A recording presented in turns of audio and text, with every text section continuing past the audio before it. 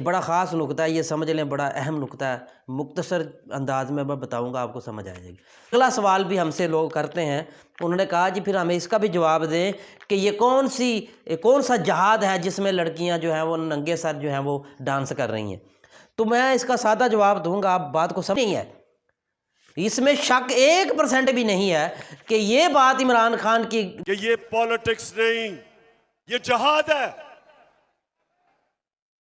میں نے یہ فیصلہ کیا کہ میں کسی صورت، جب تک اللہ نے مجھے زندہ رکھا، میں کبھی ان چوروں کو، ڈاکوؤں کو، غلاموں کو کبھی قبول نہیں کروں گا۔ اعوذ باللہ من الشیطان الرجیم، بسم اللہ الرحمن الرحیم۔ ناظرین، آپ نے اس کلپ کو سنا ہے جس میں عمران خان صاحب نے کہا ہے کہ یہ سیاست نہیں ہے، یہ جہاد ہے۔ بہت سارے لوگوں نے اس پر انگلی اٹھائی ہے کہ یہ کون سا جہاد ہے، یہ کیسا جہاد ہے۔ میں اس بات پہ جب میں نے غور و فکر کیا، کیونکہ میں حدیث کا طالب علم ہوں، اسٹوڈنٹ ہوں، میں نے تو حدیث اور قرآن کے حساب سے دیکھنا ہوتا ہے کسی بات کو۔ تو جب میں نے اس بات کو، اس جملے کو جو عمران خان صاحب نے کہا ہے کہ یہ سیاست نہیں ہے، یہ پولیٹکس نہیں ہے، یہ جہاد ہے، تو میں نے امام حاکم کی المستدرک جو ہے اس کا مطالعہ کیا، اور پھر امام احمد بن حنبل رضی اللہ تعالیٰ عنہ کی کتاب ہے، پھر حضرت امام نسائی کی، اس میں ہے سرکار دو عالم صلی اللہ علیہ وآلہ وسلم نے فرمایا کہ سوال ہوا حضور سے کہ سب سے بہترین، سب سے عظیم جہاد کون سا ہے؟ ہم اکثر یہی سمجھتے ہیں، یہی سوچتے ہیں کہ تلوار کے ساتھ کافر سے لڑیں تو یہ جہاد ہے۔ نہیں، جہاد کی 70 کے قریب قسمیں ہیں۔ یہ بڑا خاص نکتہ ہے، یہ سمجھ لیں بڑا اہم نکتہ ہے، مختصر انداز میں بتاؤں گا، آپ کو سمجھ آ جائے گی۔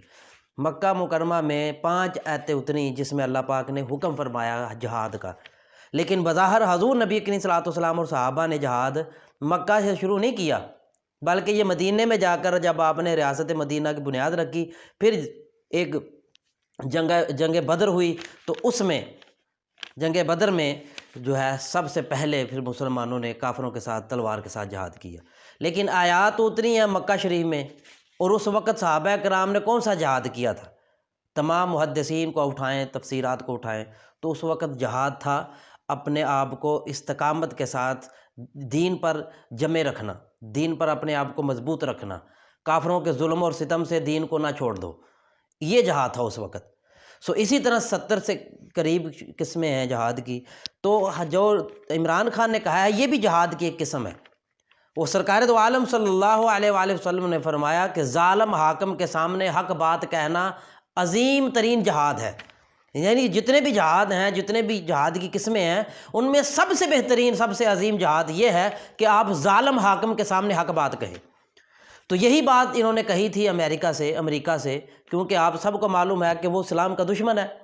تو ان کے سامنے پھر ان کے ساتھ اور بہت سارے ممالک ہیں جنہوں نے مطالبہ کیا تھا عمران خان سے کسی چیز کا، تو انہوں نے کہا کہ نہیں، میں آپ کی اس بات کو نہیں مانتا، یہ ظلم ہے پاکستان کے ساتھ۔ انہوں نے ظالم کے سامنے حق بات کہی، اس وجہ سے ہٹا دیا گیا، اس سیٹ سے ہٹا دیا گیا۔ تو یہ حق بات کہی ہے انہوں نے، یہ جہاد ہے، اس میں شک کوئی نہیں ہے، اس میں شک 1% بھی نہیں ہے کہ یہ بات عمران خان کی اللہ غلط ہے۔ نہیں، انہوں نے ایسی بات اپنی طرف سے نہیں کی ہے، انہوں نے بالکل صحیح کہا ہے کہ ظالم کے سامنے حق بات کہنا یہ جہاد ہے۔ اس لیے انہوں نے کہا کہ میں پولیٹکس، سیاست نہیں کر رہا، میں جہاد کر رہا ہوں۔ اگر وہ سیاست کر رہے ہوتے تو وہ امریکہ کی بات مان لیتے، وہ دوسرے لوگوں کی بات مان لیتے جو اسلام کے دشمن ہے، پاکستان کے دشمن ہے، پاکستان کی قوم کے دشمن ہے۔ انہوں نے نہیں مانا، مطلب یہ ہے کہ انہوں نے ظالم کا انکار کیا، یہ جہاد ہے۔ اور اگلی بات ہمیں جب یہ بات کرتے ہیں لوگ، تو پھر اگلا سوال بھی ہم سے لوگ کرتے ہیں، انہوں نے کہا جی پھر ہمیں اس کا بھی جواب دیں کہ یہ کون سا جہاد ہے جس میں لڑکیاں جو ہیں وہ ننگے سر جو ہیں وہ ڈانس کر رہی ہیں۔ تو میں اس کا سادہ جواب دوں گا، آپ بات کو سمجھ جائیں گے انشاءاللہ۔ اس کا سادہ جواب یہ ہے کہ کوئی بھی لیڈر جو مسلمان ہے وہ اپنے کسی چاہنے والے کو برائی کا حکم نہیں دیتا۔ وہ یہ نہیں کہتا کہ آپ سر بٹے اتاریں، بے حیائی کے ساتھ آئیں، فحاشی کے ساتھ آئیں، یہ کوئی بھی لیڈر نہیں کہتا۔ اور آپ یہ کہیں گے تو پھر ایسا ہوتا کیوں ہے؟ تو اس کی سادہ سی مثال یہ ہے کہ آپ شادیوں پہ چلے جائیں، اپنے جو شادیاں ہوتی ہیں ہماری، شادیوں کے پروگرام میں کسی کا مطالبہ یہ نہیں ہوتا نا، کسی نے کارڈ کے اوپر لکھا ہوتا ہے کہ آپ فیشن کر کے آئیں گے، ہاف بازو پہن کے آئیں گے، ٹائٹس پہن کے آئیں گے، بال کھلے چھوڑ کے آئیں گے، بال کٹوا کے آئیں گے، میک اپ بیوٹی پارلر سے کروا کے آئیں گے تو پھر آپ نے شادی پہ آنا ہے. یہ کسی کا مطالبہ نہیں ہوتا، اس بات سے آپ سمجھے ذرا.